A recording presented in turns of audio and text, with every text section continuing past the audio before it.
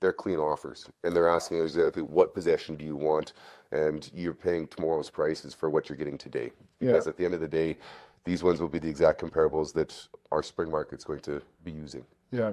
And I guess when people are watching this, we're not suggesting that this is what you have to do, because you have to do what's comfortable and what's best for you. We're just saying what we see winning out on these multiple offers. For sure. And like you said, that there's ways that we can make an offer more presentable. If it's doing the conditions in half the amount of times that other realtors are doing, having, all of our ducks in a row, people being able to put their best foot forward. All those kind of things make a big difference right off the bat. It's dealing with professional lenders that understand time requirements on these. Yeah. And I mean, sometimes they can actually do removals in 2 to 3 days, but that comes with a lot of preparation and them doing work before we maybe even submit that offer, so that we know exactly what's going on. Well, welcome back to another episode of Beyond the Keys. I am here with my brother Gregg Bamford, having a little chit chat here. We're going to discuss what's happening in Saskatoon's market at the start of March here. Yeah, so things have, I guess, picked up a little bit from where they were mid-February. Mid-February, we were seeing numbers of, I think it was 38% that were selling at or over list price. As of just a couple of days ago, I believe we're at 57% of listings that are selling are at or above list price. Right. So that's a big increase. You're seeing 23% were presentation of offers, up from, I believe it was 10% mid-February. So that's a big change in the market, and especially since we only have 382 properties that are currently listed, 177 so I guess 382 that are active, and then 177 that are conditionally sold. Right. And I think that you were mentioning just before we started this that we had only 294 of those were single family homes, yeah, right? About 88 being condos. So basically we're looking at, roughly 380 properties for a population of over 300,000 people. For sure, and it doesn't seem to be changing, right? No.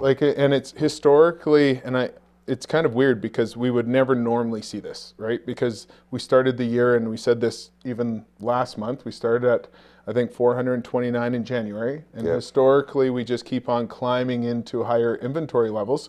But right now, we're getting record-breaking listings, but just as many are selling. Yeah, and they're coming off the market as fast as they're coming on. Yeah, I think the highest number I saw were active listings one day was 391. Right. And so it's like we're just not even coming close to breaking that 400, which this time of year, what would you say in a normal year, where would we be at? 1,800. You think this time of year? I was thinking maybe more like 12, maybe once we 14, get into March March and April, right? But at the same time, 14, I do think that balanced market in Saskatoon is probably around that 1,800 active listings in Saskatoon. But we're seeing full spring market that's in full bore right now. Interest rates are going down. We still are, obviously in supply deficit, and I don't see that stopping anytime soon. Yeah. Yeah. Yeah, we have a lot of buyers that are waiting to list their homes. And so with no inventory coming up, I mean, we're looking at, we continue to meet with builders, and I mean, they're going to bring more to market, but I just don't see how they can really help with the inventory levels. Because a lot of these properties that they're selling that are on, they're like spec builds, and their possessions are going to be August and fall right now. Right, and they're all pre-sold. And they're all pre-sold. Yeah, and prices are going up as they're selling. One is that they're increasing each property by $3,000 or $4,000 for all the builders, right? But which is logical, is that I do think that we're probably going to see prices actually increase. Like depending on, I don't want to get into politics and that kind of stuff, but if we have tariffs and those kind of things, I think that the demands here is that we're probably just going to have the prices increase in material. Right. Right. So interest rates are coming down. We just saw another 25 points drop, and I do think that that's going to probably continue. I will have a mortgage broker on to kind of clarify that a little bit more, but all in all is that this market is going to be hot, and you need to be on top of it, have your I's dotted, your T's crossed, and be ready to move, and maybe keeping the kids at daycare for a little bit extra longer so you can go see that property You don't have the market. It is doesn't true. wait People for you. just don't have the luxury to be able to do it when they have time. They have to make it a priority, right? For sure. And I think that we're going to get to a market, and I know people aren't probably going to love what I'm going to say right now, but it's going to get to a market to where we're seeing things sell with no conditions. And so it's figuring out financially, how do you do that, and what does buying a property look like without any home inspection? I mean, we just sold one on 5th Street where the highest offer had no conditions. Right. And so, and we're talking about a home that could probably use a home inspection. Well, the thing is, like, when you're looking at a property that's in the 200s on the east side of the city, like, I mean, most properties could use a home inspection, right? And it's just, but at the same time, if you put those conditions on a property, you're probably leaving yourself out unless you've got a lot higher offer than everybody else has. For sure. And I mean, again, we don't suggest our clients go in without doing a home inspection. We're just saying what the options are going forward. And if you keep on seeing more presentation of offers going into the spring, like we went from 8% of presentation of offers to 10% to now almost 25% within 3 months in the middle of winter. Yeah. That means that by spring, I see probably 50%. I could probably say by end of April, 50% of properties are presentation of offers.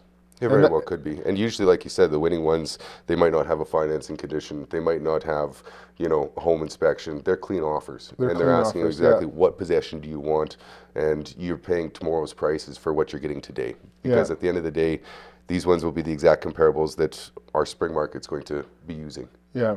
And I guess when people are watching this, we're not suggesting that this is what you have to do, because you have to do what's comfortable and what's best for you. We're just saying what we see winning out on these multiple offers. And if there's 7 offers and this is it, then the seller's always going to take the highest offer with the least amount of conditions. For sure. And like you said, that there's ways that we can make an offer more presentable. If it's doing the conditions in half the amount of times that other realtors are doing, having, all of our ducks in a row, people being able to put their best foot forward, all those kind of things make a big difference right off the bat. It's dealing with professional lenders that understand time requirements on these. Yeah. And I mean, sometimes they can actually do removals in 2 to 3 days, but that comes with a lot of preparation and them doing work before we maybe even submit that offer, so that we know exactly what's going on, right? And so it's about the preparation in today's market of like how this looks, because I mean, we have, let's say, so we have under 400 listings. You have 760 realtors. If there's properties being presented and you have, let's say, 52 showings and you have 18 offers, now there's 17 people that just missed out on that property, and they're going to be looking at, okay, now that property is now worth more than what they thought it was. Now what happens to the next property, right? And For sure. And you can only, like as we suggest clients do, it's like you put in the best offer that you can, that you're comfortable with. We'll give you what we think it's going to be, but it has to be the right property so that if it's gone tomorrow, you're not going to be upset, right? And so those are things that we, I guess, have to navigate and figure out with those specific clients of what they're willing to do. But I do believe that the prices are going up this year. I have no doubt about it. I think that we're probably going to see a little bit more of a drastic jump than what we have in the past years. Right. Like we've been kind of around that, say 8 to 9 for the last couple of years of percentage, and I think that we're probably going to be close to that 12 to 15, depending on what kind of properties it is, right? But there's a lot of things that are in high demand right now, and like when it's sold at 4 o'clock on the first day that it comes out, is that you just know that people are putting in the right offers and that are making people sign on the dotted line right off the bat. I think the other thing is that construction costs are going up so much, like land as well too, right? Both of those, I guess, right? And a lot of times people don't understand construction costs, and that's going to go up, I think, with tariffs and so forth. So when you're saying those properties sell for so much higher than what they're priced at, it's because they're ready. ready move-in properties, right? Like when you look into it, you don't have to do any work. So you're going to then maximize by buying that property, because a lot of these other properties, you might have to, I mean, in today's world, a dated property might not be something that needs to be done, but it could be cosmetic. But that cosmetic upgrades, like a new kitchen or bathrooms and so forth, they cost a fortune. For sure. And I think a lot of it's, you got to be looking at, it's not always about the comparable. We use the comparisons a lot, but it's also about replacement costs. Right. You know, like, so if somebody's looking at coming in and finding that $400,000 house, you could spend $150,000, $200,000 very quickly on updating that home and to bring it up to today's standards, right? So I think that's if they can find the trades and the contractors to actually do it, right? I get it. And in the last couple of years, as we've seen those costs almost double, right? So I think that for a lot of consumers or buyers and sellers out there, is that just to have that justification and to be able to understand that takes a little bit of time, right? So our job is to look at the big picture and to be able to say, okay, here's the comparables, but this is what it's going to cost to do it. What is the replacement cost on it? Can we find these lots? What kind of demand is it there? And then how many offers are we dealing with? Right? Like, what are we competing against? Because when you take all those factors into the situation, is that you come up with a different result rather than looking at what that comparable did down the street. You know, that could have been sold in January, and I know our market is not what it was in January. Yeah, it's going to be an interesting year, and I mean, we don't want to put fear into people's, but things are becoming unaffordable for a lot of families, right? And even townhouses and so forth, just where the price points are going, I mean, they're just a lot more than what they were. And the thing is that with the builders, I don't see a lot of builders building the townhouse developments. And if they are, like, I mean, I think we were just looking at a townhouse development by Northridge that we just put an offer on it with a client. And I think that they have 3 units done, and then they won't have any new units for a townhouse till next January. Right. It's also the land, the infrastructure, like where, you know, a lot of those parcels have been developed already. Right. So putting in new infrastructure and getting like Homewood going and different things like that. Our city's at that point where we need those new neighborhoods, just with the demand that we're having. Like, you look at Brighton and it's almost back to the freeway again. Railroad tracks and freeway, it's pretty close. I think they're pretty much almost maxed out there now, right? You look at the Meadows, is that they're almost out to, you know, the shopping centers out there now. You know, they're putting up the berms and that kind of thing. So is it we're in a supply deficit, and I don't think that's going to end. I know we don't want to scare people, but at the same time, is that, you know, our clients, they come to us to be able to break it all down, look at the big picture, and try to set them up to what's going to be a great way for them to move forward that's going to be best for them and their family. Within their means, right? Yeah, like, and meeting their timeline, right? At the same time, as like, if you've got a property that is a bungalow, I think those properties will just keep on going up because supply and demand. If you have a 2-story and you're looking for a bungalow, I don't think those 2 stories are going to go up to the same rate as a bungalow is. So I think that they'll price out a little bit differently. Right? So there is a timeline. So as long as you're in the market, I guess you stay in it, but one property is going to be better for resale in the long run. Of course, always has been, you know, but at the same time that's our job to be able to navigate that and tell them, you know, what to expect in the next coming months, because you only get, you know, is it missing out on 2 or 3 properties could cost you $20,000, $30,000. Right. When you're looking at, you know, and that might not be, doesn't mean that's all happening in a week, but a lot of these good properties you might be waiting 2 months to find that right one. You miss one, another one comes up in a month. You know, you could be 6 months down the road where you actually find that right one and actually seal the deal. But you just have to be prepared and done all the work ahead of time. You do. If somebody wants to start the process and wants to work with us, where does it start? Well, it starts with us sitting down with them. Is it to get an idea of the overview of what their goals are. Right, and then from there is that we would, you know, try to put in a strategic plan to be able to help them succeed in that, and keeping in mind their timelines, their family. It does make it a lot more difficult because we are a little bit more reliant on what's coming to the market, right? So a lot of things in past years have been able to happen a little bit quicker. At the same time, is that we just we got to put, you know, all the legwork in first, and to be able to have our I's dotted, T's crossed, and then when that right house comes up, is that people got to be ready to win, not just put in an offer. Another thing that we also look at too is when you're looking at the buying side and doing everything that Ryan just kind of talked about, was also doing an evaluation on your property and letting you know your worst case and best case scenario so that you can make an educated decision and you don't need to make it subject to your property selling because you won't win out.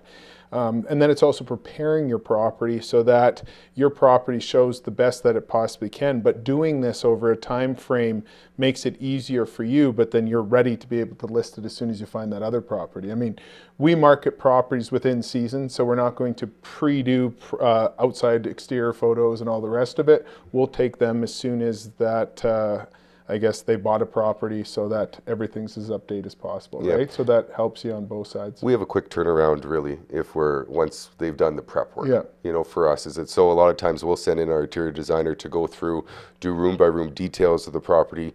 If it's paint touch-ups, if it's, you know, depending on the year, maybe some landscaping cleaning up and different things like that. And we're going to have all those kind of things, you know, told to the client, them can be working on it as we're looking for a property, just so, like you said, when we do find that one, we're ready to move. Yeah, first impressions are everything. And just as we mentioned, like those properties that when all those little things are done, they're going to sell at a premium and sell way higher than probably what we think they should sell for, because it seems like everything's overpriced right now, right? But I had a conversation with a client today, and he's saying, you know, what do you think my house is worth? And I was like, you know, we did an evaluation probably last year, or probably about last year, and I said, you know, about 700, you know, depending on where the market is. But I said, if you put in, you know, 25,000, we can probably increase that to probably closer to 50 when somebody's actually move-in ready. We've done the countertops, we've painted the cabinetry, we've done a full exterior paint job, and it's move-in ready for somebody, right? So it's kind of funny, but like as they're waiting for the market to grow, is that we're probably closer to that 800 by the time you start doing everything now, right? So at first you're going to double your money, and now you've made your house way more saleable, made it open, made it more attractive to a lot more buyers, and you're going to get now 4 times the amount back on it. Well, I think that the market, there's increase in the timeline on the market as well too, where the market's went. That's what I'm saying. So it's also time as well. But yeah, but it's like if we can be telling people to, you know, put in 10, 15,000 and be getting 30 out of it, that's where we show a lot of value to our clients as well. And we have the people that can do the work for you too, right? We're doing the same thing on a property right now in Briarwood. Right. So the property was a rental property, very nice property, but the cabinets needed painting, the trim needed done, the basement needed to be painted, and same with the whole upstairs. Yeah. At the same time, once that's all done, so we want to spend as minimal amount of money on your property to get you the best return. But then it'll also increase the amount of buyers, because it's just a move-in ready home, right? For sure. And that's where we're getting top dollar for it. And just like you mentioned before, it's really tough to find those contractors. If you're not giving them business constantly, you're not even on the list for them to phone back. It was crazy. I talked to, our painter, and I just said, he's just like, man, I'm busy. And I said, oh, okay, well, I really appreciate you giving us a quote here. And I said, when can you start? And he's like, well, we'll start tomorrow if and I was like, oh, okay. So I mean, it comes with experience. It comes with our relationships with our contractors, and at the same time, we've done this from a long time. We sold a lot of new homes and so forth. So with our experience, we know these little things that our buyers over the time period would pick apart. So we look at it from 2 perspectives, right? We look at it from a buyer's perspective, and we look at it from a seller's perspective. And so when we go into a property, those are the things that we try to show the seller and the buyer of kind of where the value lies. Yeah. It goes a long way, you know. I know it's been, and also it might not just be the value, it might be the timelines. The cleaner the offer, you might be getting a lot more because you have more people interested at that one time. Like you're saying, you only get one first impression, right? Yeah, no, for sure. So it's going to be a busy spring. If you have any questions for Ryan or I, or if you would like an evaluation, or if you'd like us to help you purchase a property, we'd be happy to sit down with you and go over our process from the very beginning to the very end and kind of explain what your options are. These are just kind of highlights of what we do on a daily basis. It's also, Ryan calls it education day. So sometimes taking you out there and showing you what's on the market too helps you understand where we're going with things. And our job is to help you navigate the market. So if you'd like to work with us, give either Ryan or I a call. We'd be happy to work with you. Thanks again for joining joining Bamford & Co. Beyond the Keys podcast. We love bringing new information to the city of Saskatoon. We want to be your go-to people for real estate for us and the team. So thanks a lot, and have a great day.